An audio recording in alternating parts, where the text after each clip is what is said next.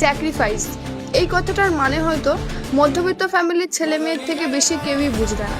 যারা মধ্যবিত্ত ফ্যামিলি থেকে আসে তারাই জানে একটা ছোট স্বপ্নের জন্য কতটা অপেক্ষা করতে হয়। একটা মেয়ে নিজের কিছু করার ইচ্ছা, নিজের পায়ে দাঁড়ানোর চেষ্টা, এর পিছনে থাকে কতই না ত্যাগ। কখনো কখনো নিজের পছন্দ, নিজের আরাম, নিজের ভয়কে পিছনে ফেলে তাকে এগিয়ে যেতে হয়। কারণ শুধু স্বপ্ন দেখলেই হয় না, স্বপ্ন পূরণ করার জন্য লড়াইটাও করতে হয়।